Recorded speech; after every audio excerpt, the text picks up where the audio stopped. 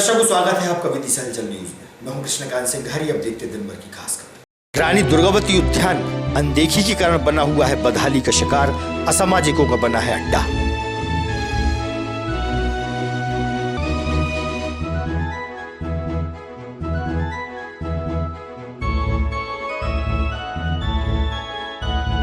माधवगंज पर कांग्रेस पार्टी द्वारा फूंका गया प्रदेश सरकार का पुतला। बढ़ती महंगाई और भ्रष्टाचार के विरोध में हुआ पुतला दहन।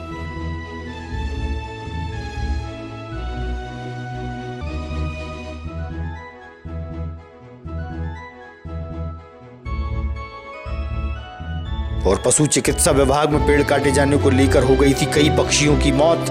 वन विभाग ने चलाया रेस्क्यू ऑपरेशन।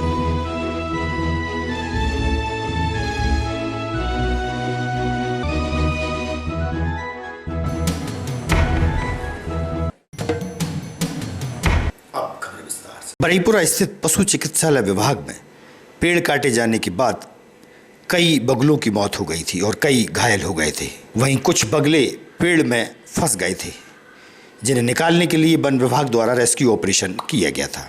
वन विभाग के रेंजर ने बताया कि उनकी पूरी टीम यहां पर काम कर रही है। जो पेड़ पर मौजूद है उन बगलों को बचाने की कवायद की जा रही है और जिन बगुलों की मौत हो चुकी है उनका पीएम कराया जाएगा और दफनाने की प्रक्रिया चल रही है। साथ ही जो घायल हैं उन बगुलों का इलाज भी कराया जा रहा है। उन्होंने यह भी बताया कि इस मामले में जिन बगुलों की मौत हुई है, वन्य प्राणी संरक्षण अधिनियम के तहत जिम्मेदारों पर कार्रवाई भी की जाए। जी थैंक यू। मैं आरएफओ विदिशा हूँ। यहाँ पर मामला एक सामने आया है जहाँ पे जो बगुले होते हैं इग्रेट, वो इग्रेट के कुछ मरने का केस सामने आया था हमारे। तो सबसे पहले कल ही हमने कार्रवाई इसमें की है। तो कल हमने अपनी टीम यहाँ भेजी थी। यहाँ पे हमने मौका पंचनामा बना के जो लॉ के तहत कार्रवाई करनी चाहिए वो कल ही स्टार्ट हो गई है। और इनके पास एक डॉक्यूमेंट है जो ये कह रहे हैं कि पेड़ काटने के लिए चूँकि परमिशन लेनी पड़ती है, वो परमिशन इन्होंने ली थी, बट उस परमिशन के तहत भी वाइल्ड लाइफ को नुकसान नहीं होना चाहिए। अगर वाइल्ड लाइफ को नुकसान हुआ है तो वाइल्ड लाइफ प्रोटेक्शन एक्ट के तहत वो केस बनता है। तो उसी के लिए कल भी हमने मौका पंचनामा बनाया था, आज भी हम आए हैं।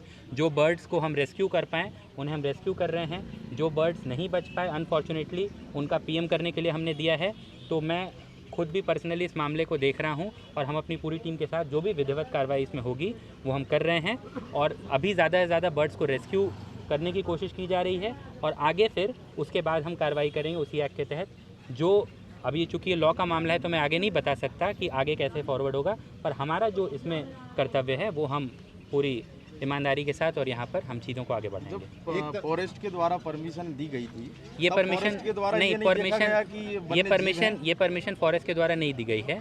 ये परमिशन एक्चुअली एमपी वृक्षों का अधिनियम है 2002, उसके तहत जो सीएमओ है, चीफ म्यूनिसिपल ऑफिसर, उनकी ऑफिस से एक परमिशन आई है चिट्ठी की। चूँकि ये नगरीय क्षेत्र है, वन विभाग जो है जो फॉरेस्ट एरिया है उसमें अगर कोई ऐसी चीज़ होती है तो वो परमिशन लेटर देता है। यहाँ पे जो चूँकि ये नगरीय क्षेत्र है तो यहाँ पे जो म्यूनिसिपल ऑफिसर है उनके ऑफिस से लेटर जारी हुआ है। हम उनको भी लिख रहे हैं कि आपने दिया है, क्योंकि चूँकि उन्होंने भले ही परमिशन दी पर उस परमिशन में भी कई सारी शर्तें इंक्लूडेड रहती हैं कि उनका लॉस नहीं होना चाहिए। तो उन शर्तों में से वाइल्ड लाइफ लॉस तो हुआ है, तो उनको भी हम पत्र लिख रहे हैं।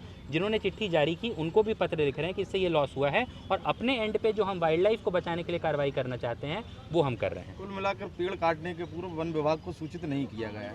नहीं, वो जो चिट्ठी है वो हमारे डिपार्टमेंट से इशू नहीं हुई है, क्योंकि ये नगरीय क्षेत्र है। तो ये नगरीय क्षेत्र के कारण चीफ म्यूनिसिपल ऑफिस के द्वारा कोई इस प्रकार की परमिशन नहीं, कोई परमिशन नहीं दी गई वन विभाग के द्वारा।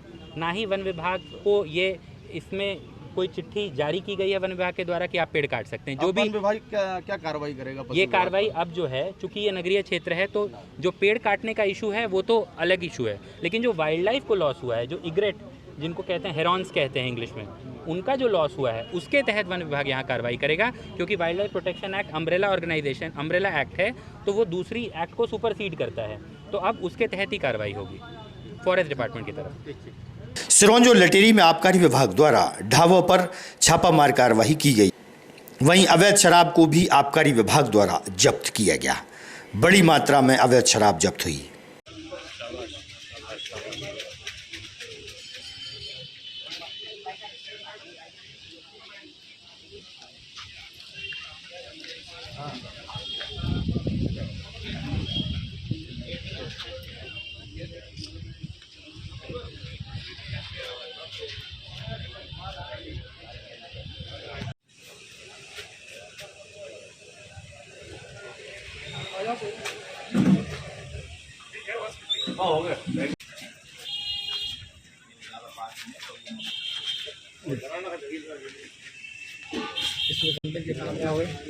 इसमें होंगे 25 के आसपास तो होंगे।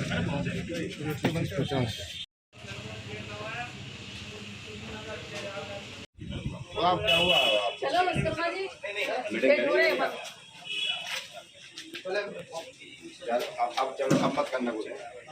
माधवगंज पर युवक कांग्रेस के पदाधिकारी व कार्यकर्ताओं ने प्रदेश सरकार का पुतला लगातार बढ़ती महंगाई और बेरोजगारी के विरोध में जलाया। भ्रष्टाचार के बढ़ते ग्राफ को देखते हुए विरोध प्रदर्शन किया गया। कांग्रेस कार्यकर्ताओं की बड़ी संख्या में उपस्थिति रही। इस मौके पर पुलिस और कांग्रेस कार्यकर्ताओं के बीच पुतले को लेकर झूमा झटकी भी देखी गई और पुतले को बुझाने का प्रयास पुलिस प्रशासन द्वारा भी पानी से किया गया। विधायक ने कहा कि जब से मध्य प्रदेश में शिवराज सिंह चौहान की सरकार आई है तब से भ्रष्टाचार और अपराध में एकदम से तेजी आई है। केंद्र और प्रदेश सरकार पर उन्होंने महंगाई और भ्रष्टाचार बढ़ाने का आरोप भी लगाया।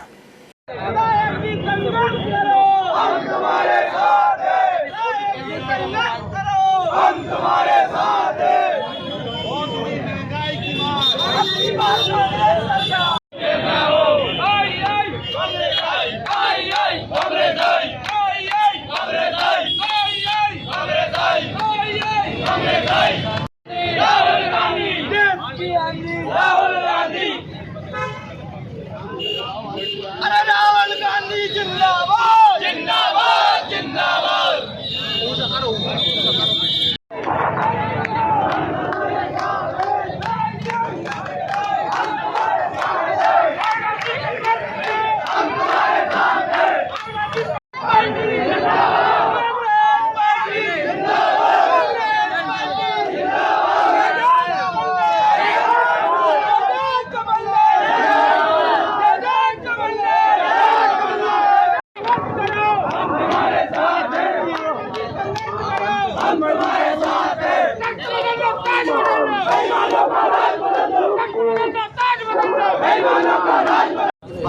मेरा नाम राहुल रघुवंशी है। आज युवक कांग्रेस के द्वारा आज प्रदेश सरकार का पुतला दहन किया गया है, जिसमें सभी युवा साथियाँ उपस्थित रहे और माननीय विधायक जी भी हमारे साथ उपस्थित रहे।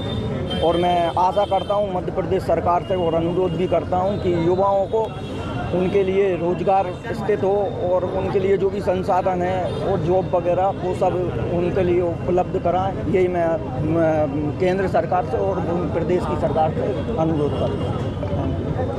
रानी दुर्गावती उद्यान की अनदेखी के चलते यहाँ पर असामाजिक तत्वों का डेरा लगा रहता है। वहीं उद्यान में देखने में आया कि यहाँ पर मदिरा सेवन सामग्री भी पड़ी रहती है, जैसे डिस्पोजल शराब की खाली बोतलें इस उक्त उद्यान में पड़ी है। शासन प्रशासन का ध्यान इस ओर नहीं जाना समझ से परे है।